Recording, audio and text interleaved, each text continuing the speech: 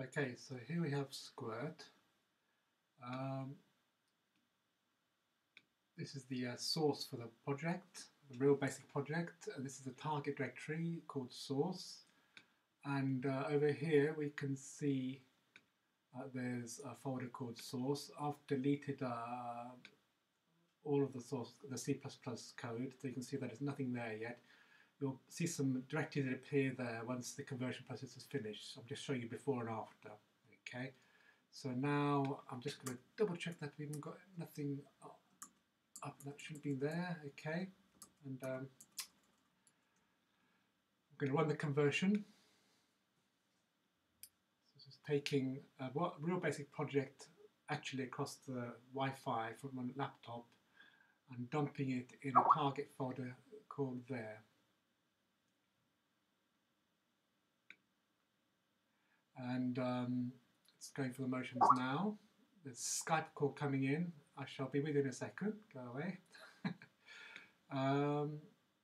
Let's see it all the way through the end. I prefer not to do a blue Peter on anybody, so I'm showing you literally converting the files.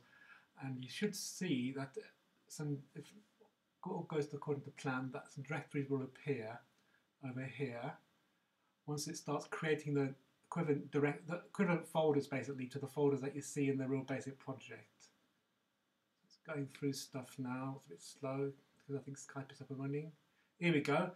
Now we can see that it's created these folders here. And these folders here are real basic project folders recreated in C++. So it's finished now. There's a few errors there, but don't worry about that. That's the conversion done. And that's how they look on the folder. I'm now going to open up Xcode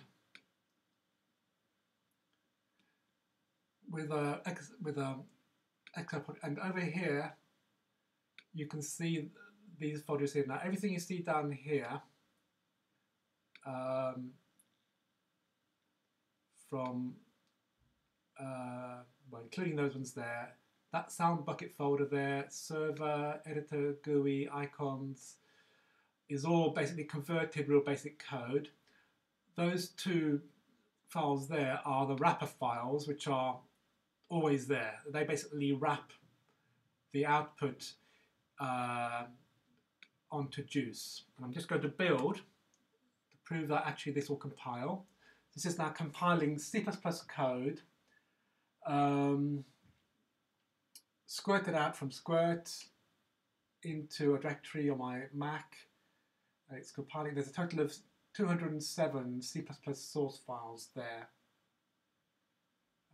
I'm just going to let it finish.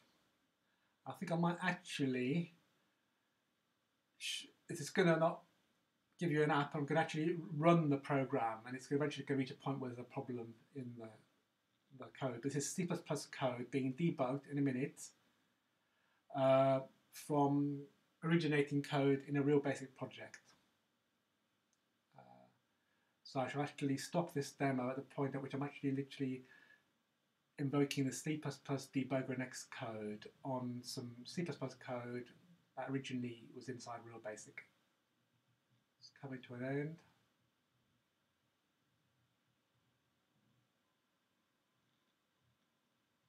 Okay, built. Now I'm going to run it.